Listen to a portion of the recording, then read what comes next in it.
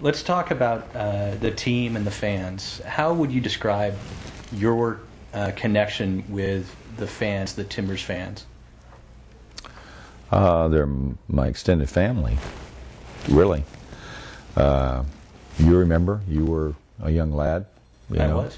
And came to the games, drum man. I mean, I can just think of so many families that came, and they've really embraced me.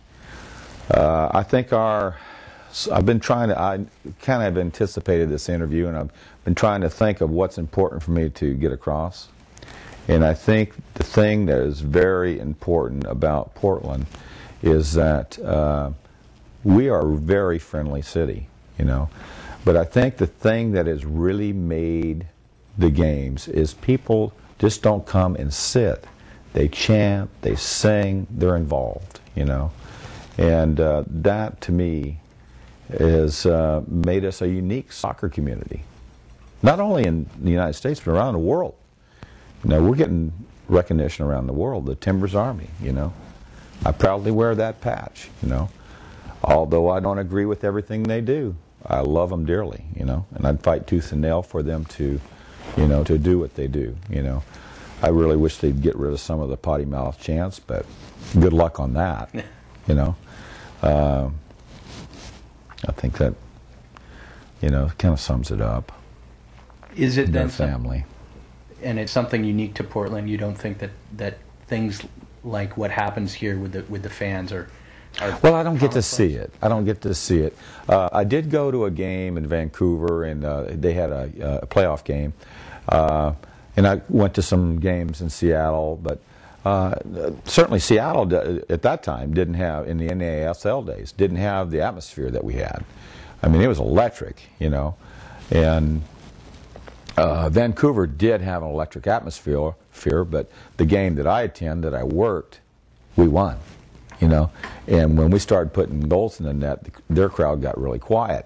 We had 2 airplane loads of fans up there, and we had a small little section, and we were louder than the 33,000 people there, So, they're very vocal and they're very passionate.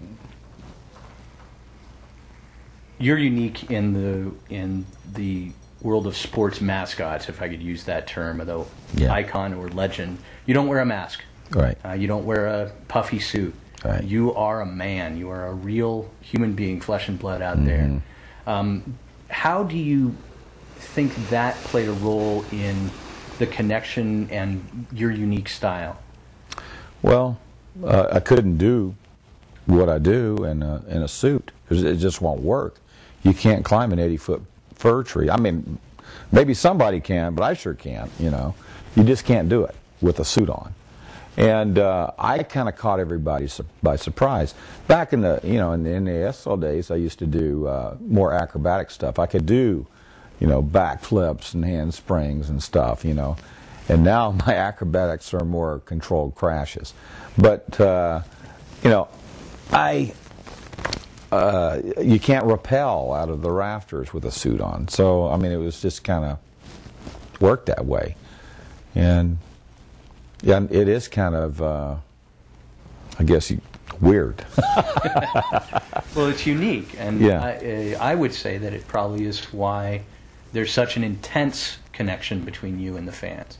I think that seeing your human face and being able to have a conversation with you and get to know who you are and you getting to know all the fans, I really think that it was a unique thing that happened here in the City of Roses. I hope it can continue. I hope that they can bring somebody in that will continue, for sure, the tradition of sawing the slabs off the log. To me, our goal celebrations are unique in the world. It extends goal celebrations. So I'm very proud of that, to be associated with that.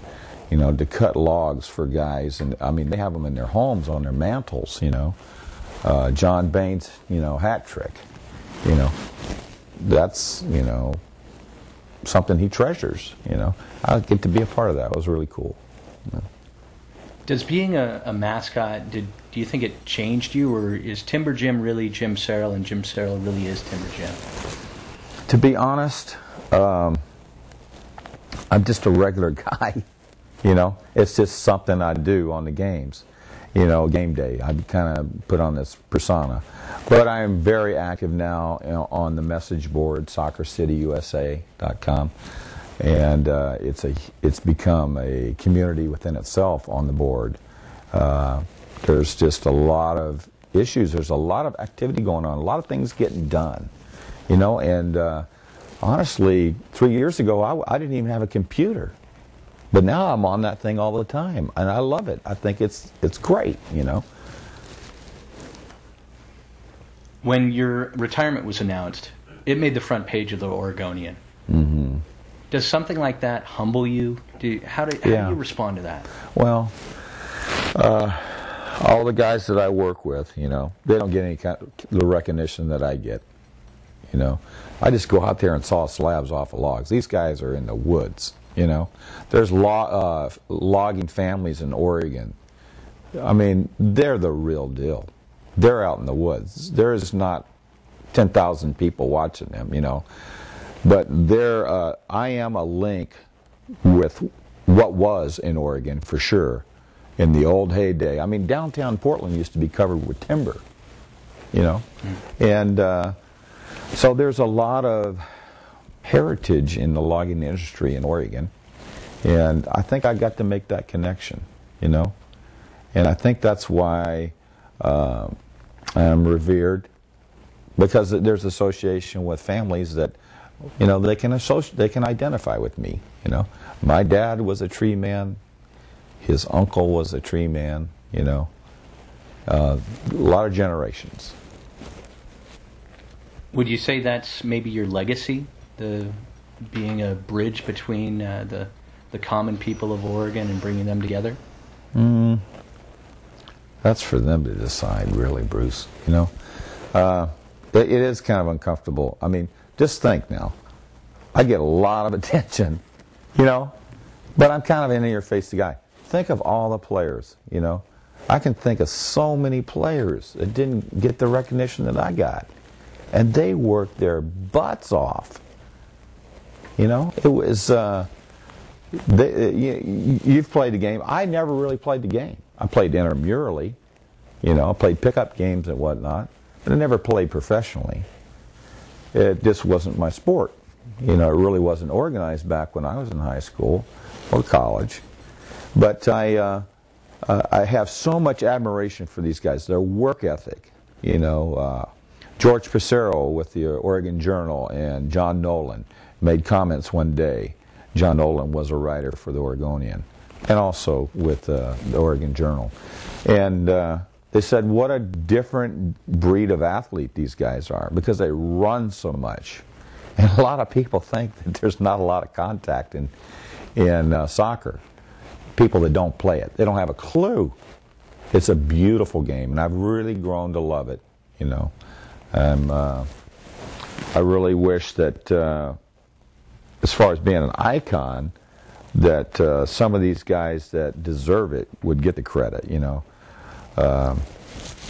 They just slowly slip off in the sunset, and you never hear of them. They slip into society, and you know, they don't get the recognition they deserve. I get a lot of recognition because I'm associated with goal scoring, you know. Mm-hmm. That's cool with me. I love it. It's fun.